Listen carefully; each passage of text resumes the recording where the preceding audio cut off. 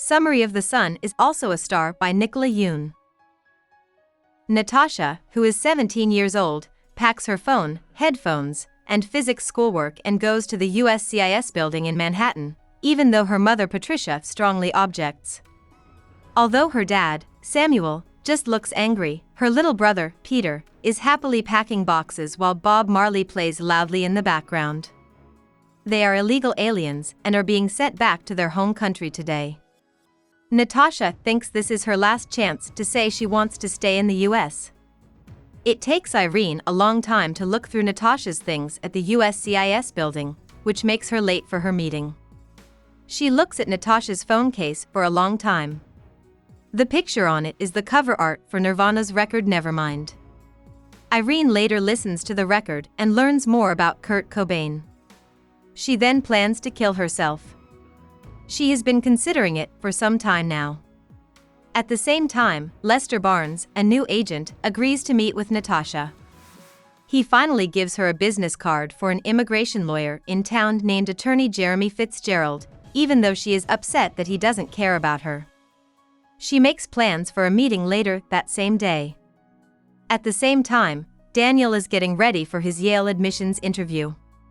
His mom, Min Soo, was very upset when Daniel's perfect but mean older brother, Charlie, had to drop out of Harvard. That's why she really wants Daniel to get into Yale and become a doctor. Daniel doesn't really want to be a doctor. He wants to be an artist instead.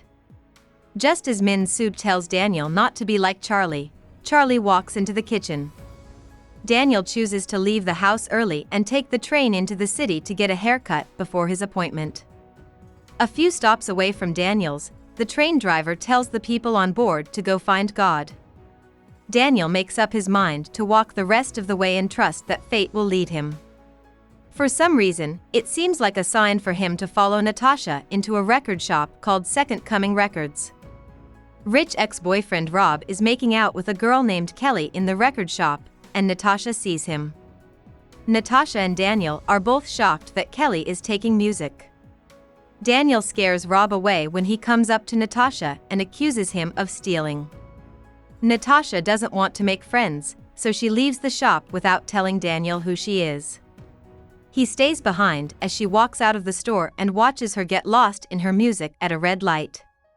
Natasha doesn't see the white BMW going through the red light when she steps off the curb. Natasha's headphones break when Daniel pulls her back and they both fall. When Daniel asks Natasha to go to coffee with him, she reluctantly shows up and says yes. They find out that Daniel is Korean American and Natasha is Jamaican. Natasha is interested in science, while Daniel is an artist at heart and believes in true love. An article he reads about 36 questions that are said to make two people fall in love makes him want to make Natasha fall in love with him scientifically. As Natasha walks uptown to her meeting, which she won't tell Daniel about, she and Daniel start to work through the problems. Even though Natasha doesn't want to accept it, it's clear that they like each other. Natasha is sad when they have to part ways at the office building, but they both know it's for the best. Nurse Hannah Winter, who works for Attorney Fitzgerald, tells Natasha that he was hit by a car that morning and won't be in until later. Natasha goes back to the hallway and finds Daniel there. His interview has been pushed back. They choose to go to Harlem so Daniel can bring his dad, Dae-hyun, a money pouch to his shop. It doesn't surprise Natasha that Dae-hyun owns a black hair care store. Most black hair care shops are owned by Koreans. At first, Daniel tells Natasha to wait outside so they can avoid Dae-hyun's rude racism, but later he changes his mind and asks Natasha to come in. Charlie makes fun of Natasha and Daniel in the shop, and Dae-hyun tries to sell Natasha a relaxer to make her hair not so big. Natasha wears her hair in an afro. Daniel finally picks Natasha up and drags her out of the store. Natasha laughs at how silly it is, but she feels moved when Daniel tries to apologize for the racism in the world.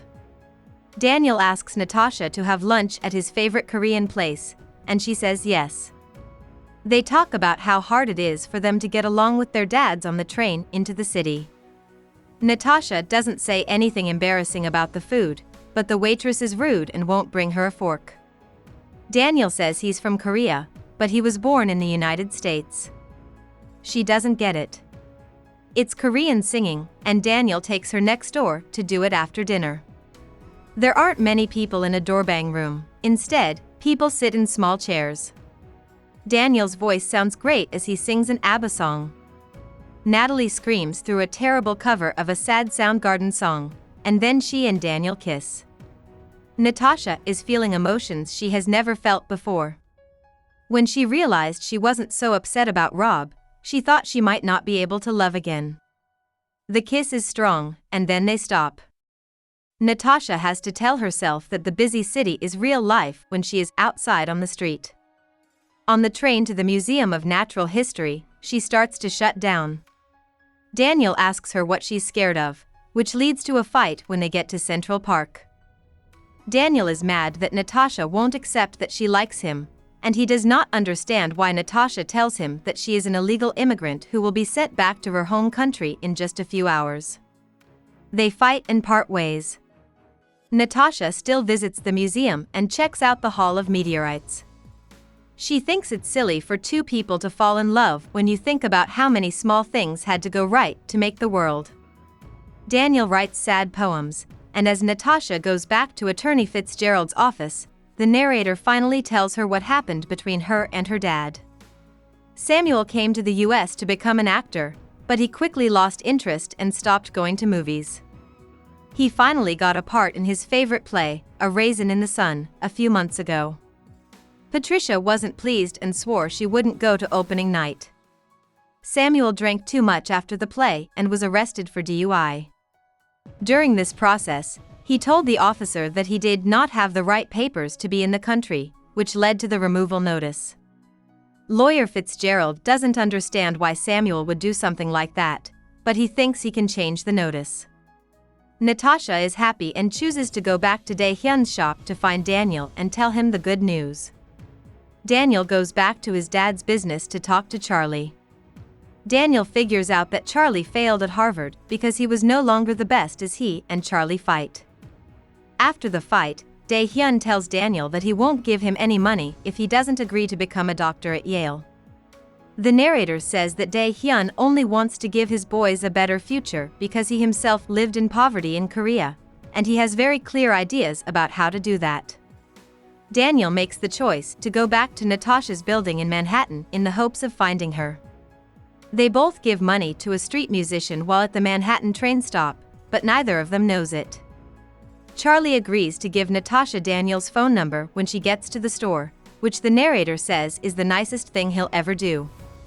When she calls Daniel, he's thrilled to hear from her and says he's sorry for getting in the way of her work. Natasha takes the train back to Manhattan and goes to the building where Attorney Fitzgerald works. Daniel noticed that this is the same building where he needs to be for his interview. They talk about all the strange things that happened that day, but they can't agree on whether they were coincidences or signs from fate. Natasha is so happy when she tells Daniel that she might be able to stay in the country that she calls Lester Barnes to ask him to thank Irene. You see, Irene holding her up that morning is what led her to Daniel and Attorney Fitzgerald. Daniel shows up for his meeting and takes Natasha to the roof. The door is locked, but a security guard who looks like he or she has been smoking comes down from the roof. When the man smokes, Natasha tells him off. The man lets them on the roof because she makes him think of his late wife, and Natasha and Daniel make him think of how he and his wife used to look at each other. Daniel and Natasha kiss, and then they start to think about more questions. Daniel says that he thinks God is the name for all the nice things in everyone. Natasha then talks to Daniel about dark matter, which is what keeps the world from falling apart. Daniel says dark matter is love over and over again. Daniel is not on time for his meeting with Attorney Fitzgerald. Hannah Winter is crying when Fitzgerald walks into the office, but he doesn't pay attention to her because he needs to call Daniel in. Daniel sees Natasha's file on Fitzgerald's desk and has an honest talk with Fitzgerald. Daniel tells Fitzgerald that he doesn't want to go to Yale, and Fitzgerald tells Daniel that he's cheating on his wife with Hannah Winter. Fitzgerald says he couldn't save Natasha, and the narrator says that Fitzgerald spent the afternoon with Hannah instead of calling a judge. He is going to leave his wife for her in the end. Daniel is upset and thinks he needs to tell Natasha by himself. She doesn't answer Attorney Fitzgerald's calls when he calls her, but she cries when Daniel tells her what happened. Daniel tells her that he will go with her home and then to the airport. Natasha feels bad about how rundown her neighborhood is, and she doesn't like how people look at her and Daniel. When Daniel gets to the apartment, he feels bad about how poor Natasha's family really is. Because of the packing, the flat is a mess, and Samuel is mad that Natasha has been gone all day. Natasha finally talks to her dad about it. She tells him that he needs to stop living in his dreams and try to make it as an actor when they get to Jamaica. Daniel and Natasha take a taxi to the airport together. As the last part of the study, they look into each other's eyes for 4 minutes. Before Natasha gets on the plane, they tell each other they love her. Daniel and Natasha try to stay in touch, but as Natasha tries to fit in with Jamaican society, they grow apart. Daniel goes to Hunter College part-time, and Natasha finds that she really enjoys physics. Natasha had no idea that her call to Lester Barnes saved Irene's life, because it gave Irene the strength to call a suicide hotline and get help. 10 years later, she sees Natasha on one of her trips after becoming a flight attendant. Once Natasha sees Irene for a moment, she knows that Daniel is sitting right next to her. About the author. Nicola Yoon was born in Jamaica in 1972 and grew up in Jamaica and Brooklyn, New York. She graduated from Cornell University with a bachelor's degree in electrical engineering. However, it was an optional creative writing class that made her want to write. Even though she worked as a programmer for 20 years, she went to Emerson College to get her master's degree in creative writing. Yoon's first book, Everything, came out in 2015. It was written after the birth of her daughter. David, Yoon's husband, drew illustrations for the novel. The group We Need Diverse Books works to increase and support diversity and participation in literature. She lives in Los Angeles, California. Hope we summarized it fully and you liked it. Please hit the like button and subscribe to our channel so that we are motivated to create more videos.